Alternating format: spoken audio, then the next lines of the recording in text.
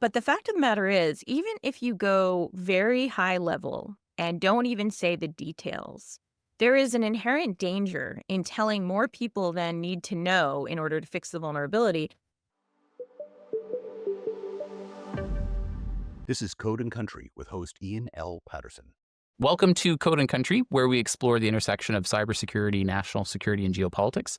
Our guest today is Katie Moussouris, a trailblazer in cybersecurity whose work has helped redefine how governments and corporations think about security disclosure, hacker engagement, and cyber policy. She's the founder and CEO of Luta Security, served on the inaugural U.S. Cyber Safety Review Board, and helped launch Hack the Pentagon, and has been a key voice in shaping how the world approaches both bug bounties and vulnerability markets. Katie, welcome. It's great to have you here. Thank you so much for having me. So let's start from the beginning. You've had a very interesting journey from molecular biology at MIT to cybersecurity pioneer. Can you tell us what pulled you from genetics to cyber? Well, the journey started earlier. When I was a teenager, I was on a bulletin board system in the Boston area. A lot of hackers were hanging out there, and that's where I first learned to explore computer systems that may not necessarily have been my own. But there were no jobs doing that. And rather than study computer science, I wanted to make a difference in the world and cure diseases. So I went for molecular biology, biochemistry, and mathematics, and ended up at the Genome Center. While I was there, I do remember, switching careers back into the computing zone. I became their systems administrator while I was still in college, and we got hit with a teardrop attack. So all the Windows machines were blue screen, and I was like, right, that whole computer security thing probably should start scanning our systems, and seeing if everything's up to date. So just got back into cybersecurity by way of molecular biology at, a place with a lot of bandwidth that was easy to attack, which was MIT and every other university at the time. How did you go from there then to launching the Hack the Pentagon initiative? Well, so the journey took me from, being a systems administrator. Earlier, before the podcast started, we were talking about space communications. I moved over to MIT's Aeronautics and Astronautics lab and was the systems administrator there during one of the launches of the Mars rovers. So that was pretty exciting. And from there, I think all of my friends at the time were moving to Silicon Valley, San Francisco area from Boston. And they were saying, you know what? Ditch that poor paying academic job. I know you're like sending things to space and, you're not a rocket scientist, but they couldn't survive without you. But seriously, come out here, have some fun with us. The streets are paved with .com gold, and, you should make some money. They're dying for Linux people out here. So I moved out there. Found an apartment before I found a job because apartments were hard to find and jobs were easy to find. And I became a Linux developer for a company that was the first Linux distribution for multi-byte character sets. So native Chinese, Japanese, and Korean. So the very first Linux that supported those languages. And they had a US base in the San Francisco area. And I noticed some marketing material was incorrect. It said the most secure Linux out of the box. And I was like, there's no such Linux that's secure out of the box. So I decided to take it upon myself. I was a Linux developer for that operating system. And I started hardening that Linux distro so that, the marketing materials were no longer telling a falsehood, right? So we became, known for doing that securely. And we also, before Red Hat started responding to security mailing lists and, different 0 days that were being dropped, before Red Hat started responding, we started responding. So we were actually a Red Hat-based distribution. So we based all of our packages on Red Hat. And we were responding and saying authoritatively whether or not we were vulnerable and where to find patches. So I started the first security response of a Linux distro that was actively pushing information rather than waiting for people to figure it out or depending solely on the user base to tell each other if things were vulnerable. From there, I became a professional penetration tester, so hacker for hire. And then my old friends from Boston who had started At Stake, the boutique cybersecurity company, company. They hired me, and then we were acquired by Symantec. And when we were with Symantec, I started Symantec Vulnerability Research, which, if you're familiar with Google Project Zero, this was a very early precursor where we were trying to find vulnerabilities in third-party products and report them privately. And then, back then it was called responsible disclosure. We now prefer coordinated vulnerability disclosure. But basically, in those early days, I was trying to, make the world a more secure place.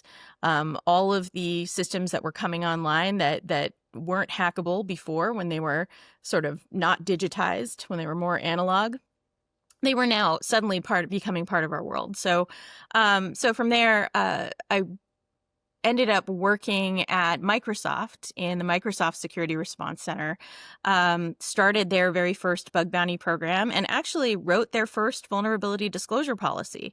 They didn't have one before I had actually written their first one. And that's when we coined, coordinated vuln disclosure, because responsible was just being used as a punitive word. And after I created Microsoft's bug bounty program, I gave a briefing at a symposium back at MIT. It was an MIT-Harvard joint symposium, and somebody from the Pentagon was there. And that is how I was first invited to brief the Pentagon on, what do you mean the biggest software company in the world is suddenly doing bug bounties? This didn't seem possible. Tell us more. And that is how it started. Man, there's so much that I want to unpack. So I think we'll probably jump around a little bit, but maybe just sticking with that Pentagon story. So what happened next? Well, I was invited to brief the Pentagon not only on, how we did it at Microsoft, which involved some game theory, economic theory, and, some understanding of the vulnerability and exploit markets. The defense market was just beginning with some bug bounties, and the offense market was well underway.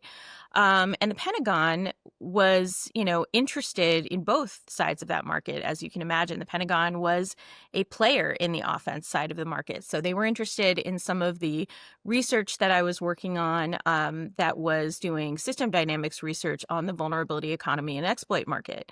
And then they were later more interested in the defense side of things. So it kind of started as an offense-defense marketplace conversation and the dynamics that were at play there. And then it shifted into, we should probably invite hackers to test our systems.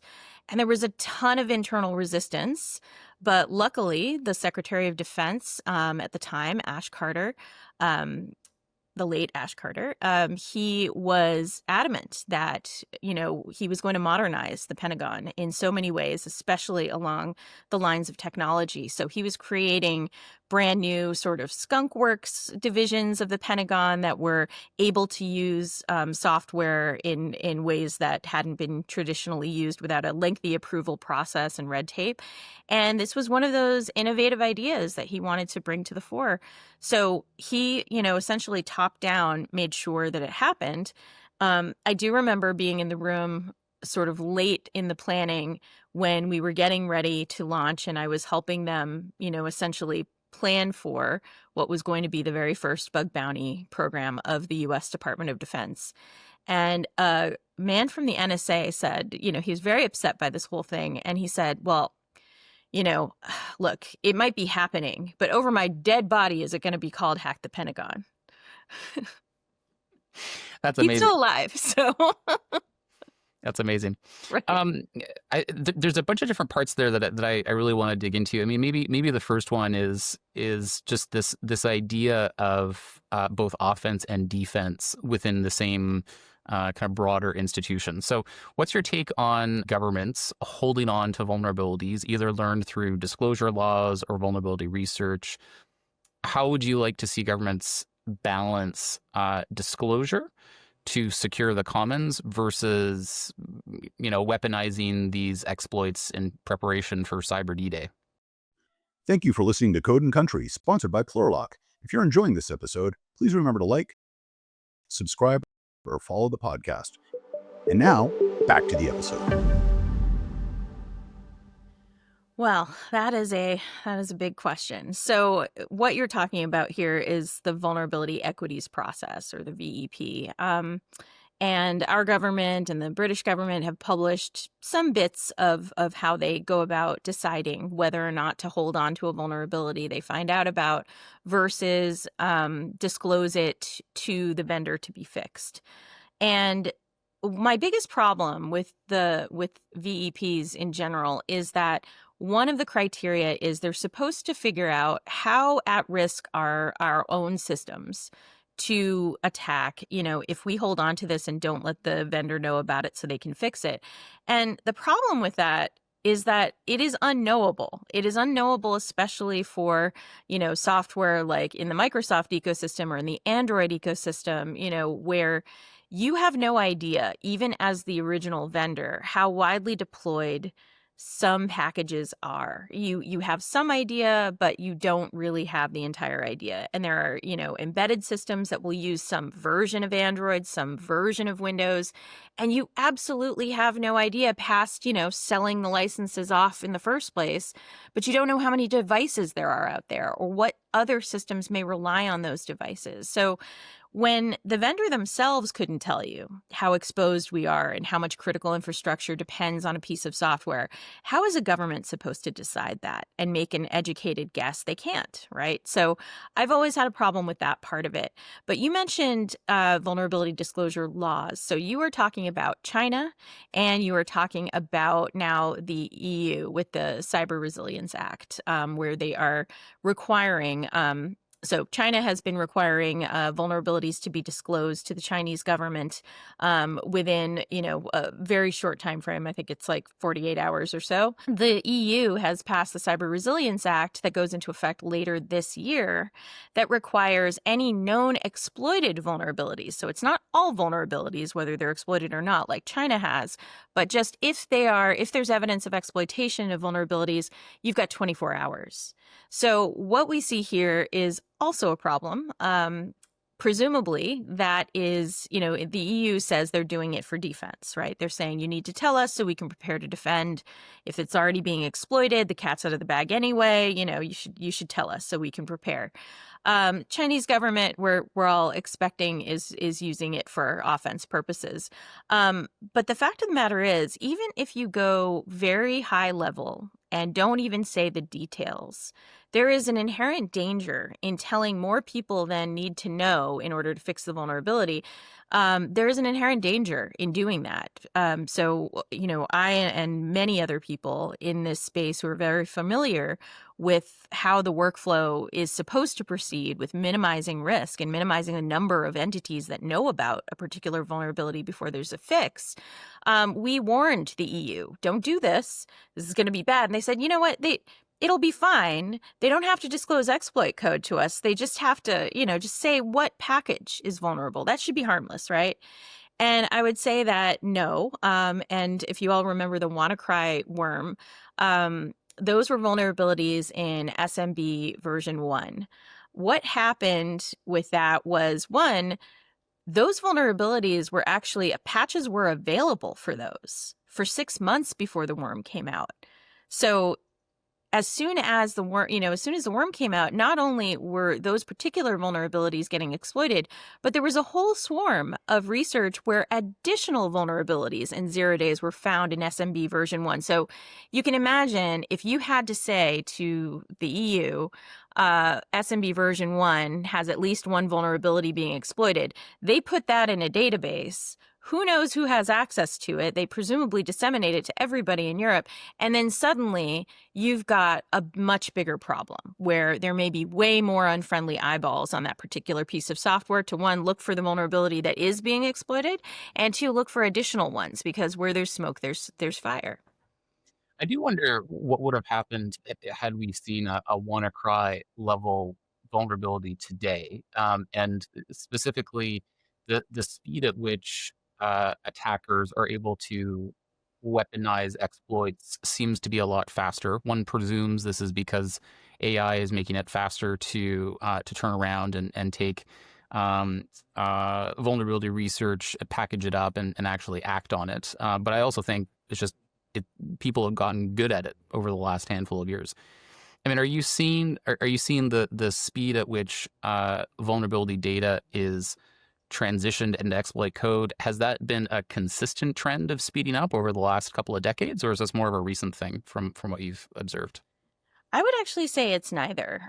This is not a new thing. So, a lot of times vendors would argue that if you don't give us enough time to create a patch and test it for a vulnerability, you're putting people at risk. Whereas security researchers, hackers would say, well, you're putting people at risk by taking so long to fix it. If I could find this and figure out a way to exploit it, somebody else probably could as well.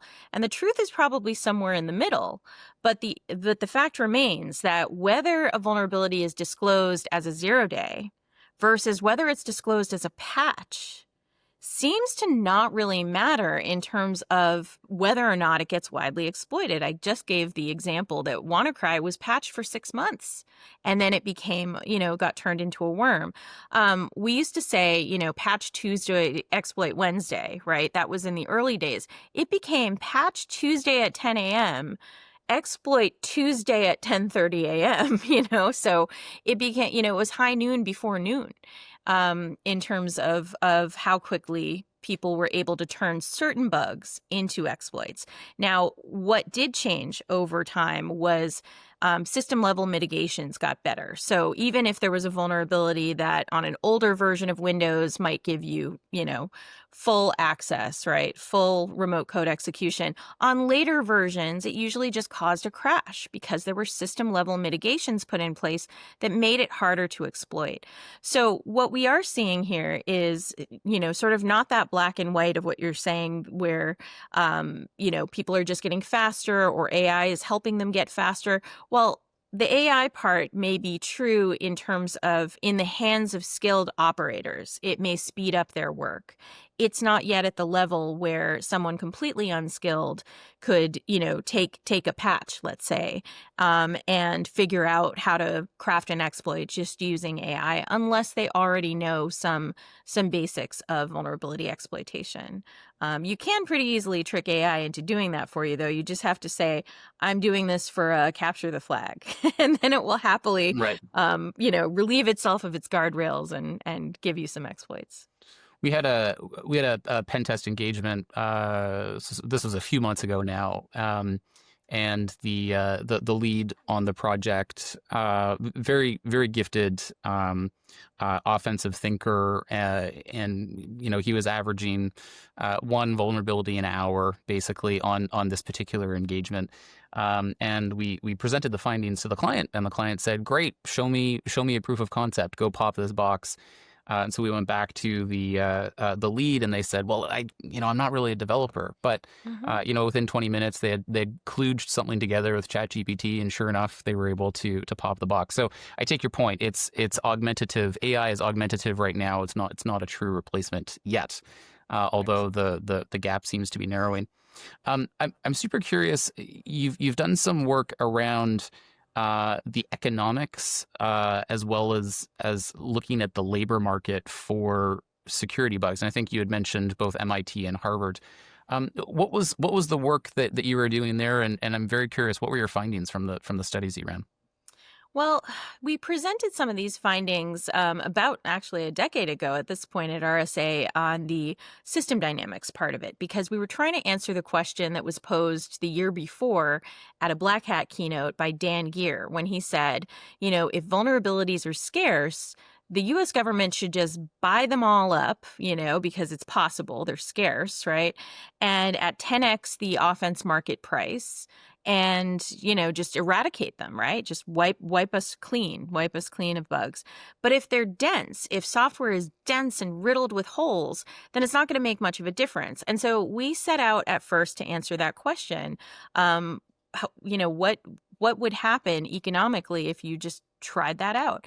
And picture, a carnival with a wall of balloons, right? And you've got to throw some darts. If the wall is full of unpopped balloons, you throw a dart anywhere, your aim can be crap and you will hit something, right? That is dense vulnerabilities. And you find that in software that hasn't been very well tested. It wasn't developed with secure principles, secure coding principles in mind, or secure design. And, you can hit that blind and, over your shoulder if you wanted to hit a bug. So not particularly useful. But if you had done some security maturity work on the code base and there were very few balloons, very few bugs to hit, you'd have to be much more skilled.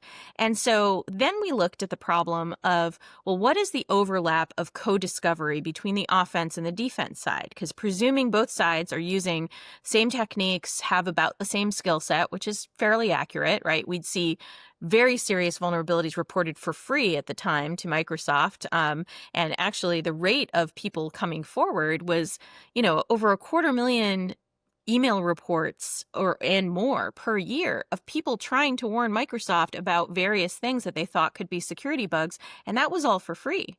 So that was still the single largest intake pipeline of vulnerability reports and possible vulnerabilities in the world, and actually dwarfs, most governments, certainly dwarfs the U.S. government's incoming pipeline of bugs.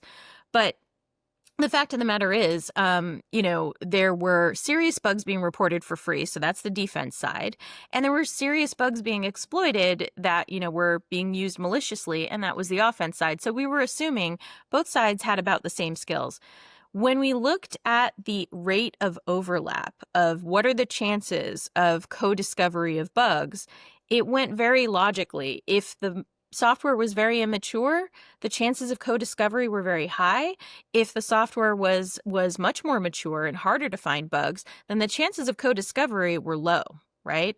And so in terms of tipping the balance towards defenders, the best thing that they could do was, one, invest in more secure code to make vulnerabilities harder to find in general. But in order to then suss out, those scarce bugs that were left, would it make sense to offer more cash, right? Would it make sense to offer higher bounties than the offense market? And the answer, it turned out, was no. Money in the system dynamics model that we did, money was one of the least effective levers, whereas the most effective lever was helping to close that skills gap. So we were just talking about AI augmenting a skilled operator.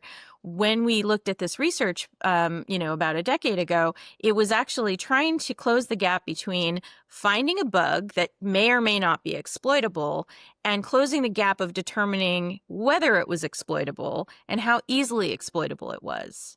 So that tool set, that is kind of the missing link that would tip, the scales towards defenders if they had something that would help them with that. So maybe AI can help solve that problem. That's super interesting. Did you stratify at all the different types of software? Like as an example, I mean, we've seen over the last couple of years, seems like every single enterprise file transfer application has been popped by a few choice ransomware gangs. And so it seems like, bigger enterprise legacy tools that, to your point, had not necessarily had security built in, probably more at risk versus Android, iOS. I mean, the mobile ecosystem in theory has had a lot of resources allocated towards building up its defenses. So I'm just curious, did the type of software or the grouping of software, did that really play into the research? Not the research at the time, but if you think about it, the Achilles heel of all, really well-crafted software are the libraries that it depends on. And that library ecosystem, that brought you the gift of Log4j, right? The Log4Shell issue that was widely exploitable across multiple different software packages. And, the fact of the matter is that code itself was introduced not at the beginning of Log4j's life, but in the 2. Versions, right? So ironically, if you were running an older version of Log4j, or that was the package that your software, that was the component that you used, was in the 1. Branch, you were not vulnerable because the code didn't exist yet, right? So unfortunately, the pattern we see is libraries are the Achilles heel of, even well looked after software in general. And new vulnerabilities, even in older classes of vulnerabilities, are introduced all the time. And unfortunately, when the Cyber Safety Review Board reviewed the Log4j incident, one of the things that we looked at was, well, why was this bug that was, actually fairly easy to exploit, why was it introduced in the first place? Can we try and find out why that was?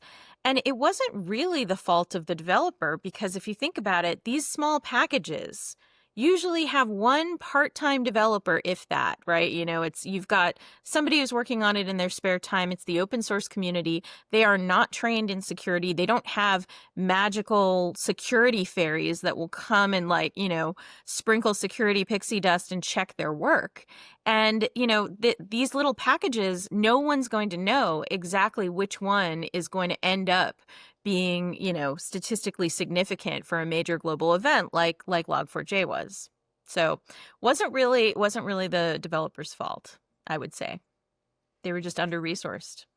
Fair.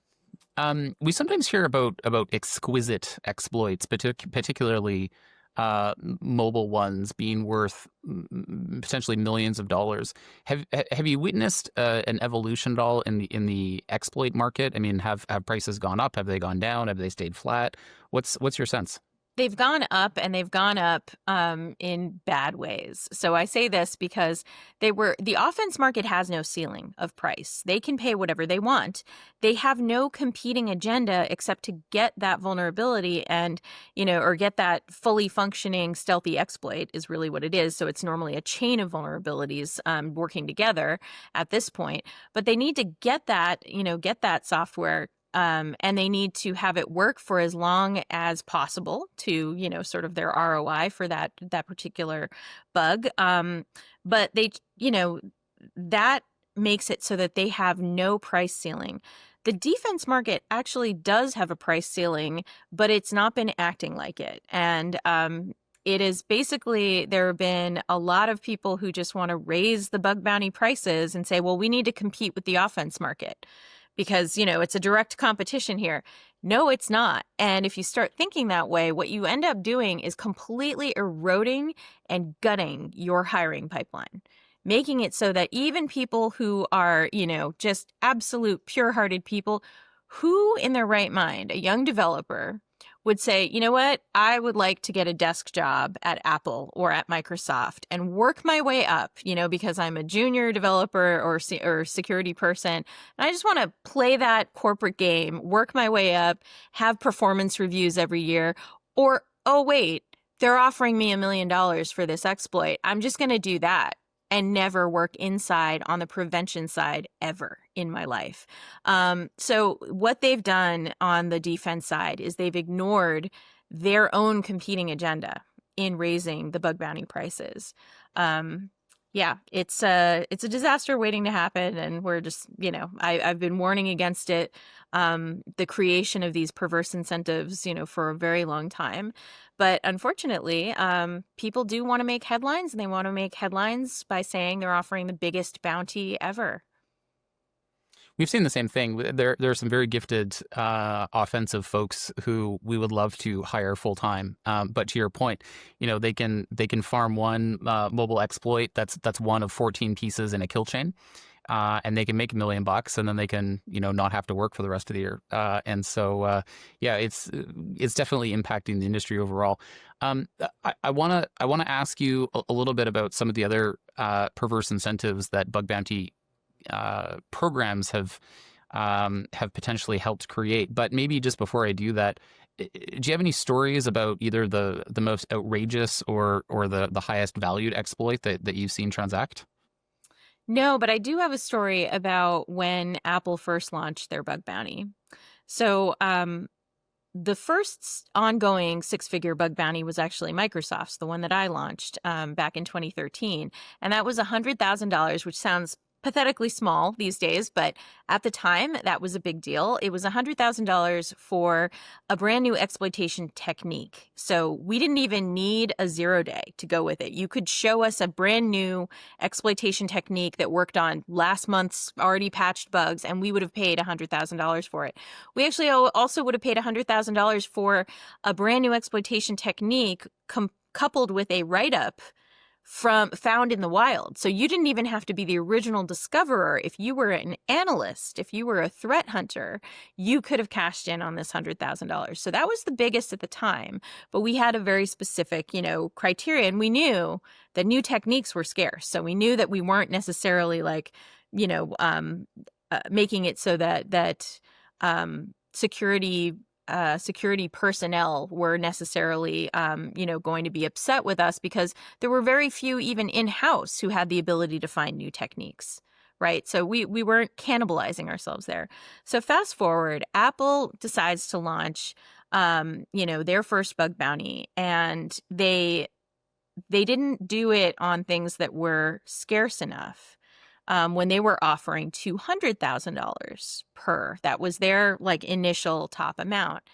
I was at dinner with the Apple security team later, and Apple is legendary for siloing, announcements, and they don't tell anybody, even within similar teams. One of the people at the table, a manager, got sort of an inquisitive but angry message from one of the workers on the team who had found 4 of that type of vulnerability in the past year, and said, I didn't make $800,000 this year. So do I get a bonus? What's happening here? Cause you're paying 200 grand a pop for something I found 4 of. And, they said, well, no, you're not eligible. You work for Apple, et cetera. And they lost that person. So it wasn't really a story of, an outrageous amount of money necessarily that was paid for an exploit on either side. It was the fact that the price for what they were looking for, they did not adequately adjust for the fact that they had talent in-house that was producing a volume of this that they were not willing to pay that talent commensurate. So they were off in their own incentive structure, and it was a problem. So we've seen a few high-profile cases where companies have connected their bug bounty programs to a data breach.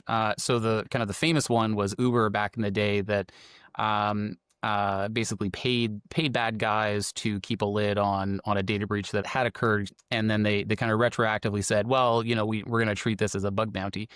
More recently, Coinbase was in the news. I don't have all the details, but it sounds like a ransomware gang was able to get in, steal some data. They tried to shake down Coinbase for $20 million. Coinbase turned around and said, not only are we not going to pay you $20 million, but in fact, we're going to post a reward for $20 million that might lead to going after the bad guys. So what are your thoughts about using bug bounty programs or rewards to go after cyber criminals? Well, the first one was the first time I testified before Congress. And I was explaining what a bug bounty was for and what it wasn't for. And Uber's use of it is definitely not what a bug bounty is for. They were trying to retrofit it, and they were trying to use, one of, I think, the least helpful attributes of modern bug bounties, which is that they typically will come with some sort of non-disclosure agreement. It's important to note that when I launched Microsoft's bug bounties, they came with no such non-disclosure agreement. And the reason for that, and it's changed a little bit now. Now they say, please don't release exploit code. And, you can talk about it when, ideally once we fixed it, but please don't release exploit code unless we say something to you that it's okay. But at the time of launch, no NDA. Why is that? Well, people didn't have to come to Microsoft for free, and there was obviously no NDA, required to tell Microsoft about its own bugs, right? Why would you sign an NDA in order to do somebody a free favor with your labor? We viewed bug bounties as an additional thank you, an additional way of saying thank you, but that because, based on labor law, you can't necessarily treat it like a contract. Why? Because somebody might come in with a bug that qualifies for a bug bounty. Somebody else might come in slightly after that with the same bug, and they get paid nothing. So you've essentially set up a contract. If you treat it that way with, an NDA required, you've set up a contract that you are asking for the same work, but you're not paying people the same. And it's also very discretionary, in terms of, it's kind of the worst contract ever, where you don't even know if you're going to get paid at all. I mean, imagine in the gig marketplace, speaking of Uber, right? If you were an Uber driver and you drove somebody to the airport, you expect to get paid, not I didn't drive as fast as the Uber driver next to me drove to the airport, right? And okay, I guess I get nothing, and I did all the work, right? It's the worst gig economy job ever. So, so back to that misuse of the bug bounty, they were using that NDA, that piece that I find very controversial and non-helpful, as a way to retrofit this and say it was, in fact, a bug bounty. Their top bug bounty payout at the time was only $10,000, and the criminals wanted at least $100,000. They said, well, we're thinking six figures, right? So they started basically this negotiation and extortion. And it turned out that not only was it bad that they were trying to do that, because they were in the middle of an FTC investigation over different breaches, right, that that Uber had suffered because of lax security, but they didn't tell the FTC that they were breached again, because they were saying that, no, we're just retrofitting this into a bug bounty. And then the criminals went on to attack somebody else and try the same thing. So that is what ended up getting the former CTO of Uber federal charges that, he ended up, getting convicted of. He's appealing, I guess, but that was it was misprision that he was accused of, which is essentially like kind of covering up. I think, I'm not a lawyer, clearly, but it was essentially covering up a crime, and then those criminals went on to do more crime. Was effectively what happened. You brought up the Coinbase issue. That's a little bit different, because they're not offering the full 20 million as a lump sum to somebody. They are offering it as a reward pool, so much closer to like the bounty on someone's head of like Wild West, times, right? Or bounties that had previously been used by law enforcement to find criminals. So it's not exactly a bug bounty, but it is, I think, some of that same misplaced bravado of saying, we're gonna go ahead and pay for information that leads to the arrest of the criminals. One problem with that is there's been a rise in grooming minors to perform cyber attacks. And, the reason for that, organized crime has been using minors to do things like, the old mafia days, kids running numbers, right, for the mob. This is the same kind of thing, because they are not as prosecutable when they're minors and the charges don't stick. So what I could see happening if this trend takes off is that criminal masterminds will recruit minors to perform these attacks and then literally turn them in for reward money, and play both sides of it. And, they may never recover all of the Bitcoin, et cetera. So they could still somehow be holding on to it. This kid gets fingered for the crime, and they don't even do much time because they're a minor, right? So they're creating another perverse incentive, another way for criminals to take advantage of this ecosystem. I feel like we could probably talk for another couple hours, but maybe before we get too carried away, what are you focused on now at Luta Security? Well, we're the ones who help organizations get ready for bug bounties and vulnerability disclosure programs, and then we run them for them if they need help. There's been a big missing piece with a lot of these programs. They will set up a way to report, and then the bug goes into a black hole, and they often will sit on them. We've had, clients that were otherwise very well resourced, had enough personnel, didn't quite know how to deal with these bugs over time.